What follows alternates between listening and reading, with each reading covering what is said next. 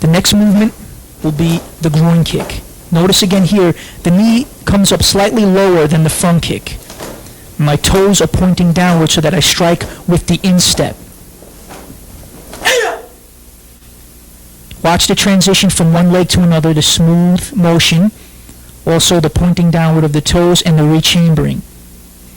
Again, all of these movements in my karate uniform are what I call the traditional manner of training with these kicks. This is very important. It's just like learning the alphabet. Again, notice the alignment, instep, knee, and shin.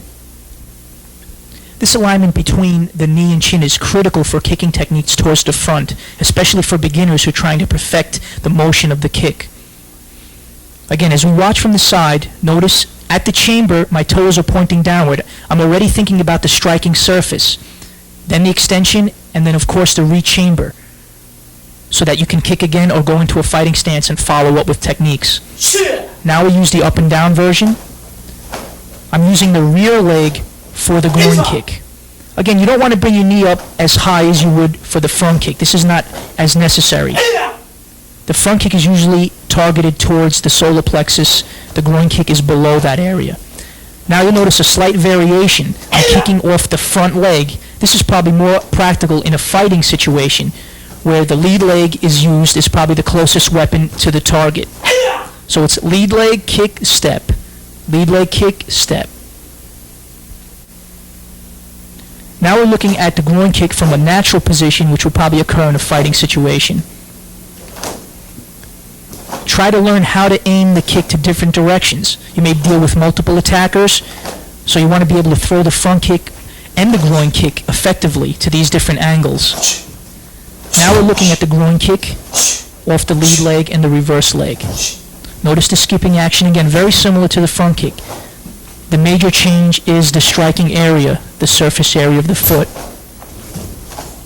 Always hands up, smooth transitions from one foot to the other when you practice this in the freestyle mode as I'm doing here. Try to work on combinations off the same leg and combinations off both legs.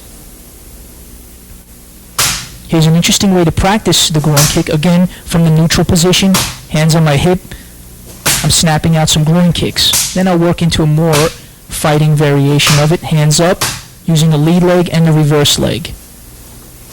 Here's an interesting drill. When he holds out his left hand, you use your left kick, and vice versa. As he switches, it could help you to develop good reflexes.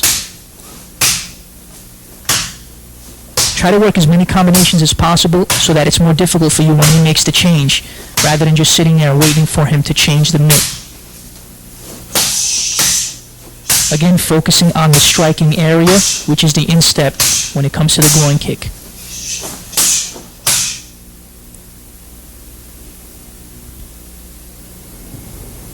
This next segment will show the knee kick.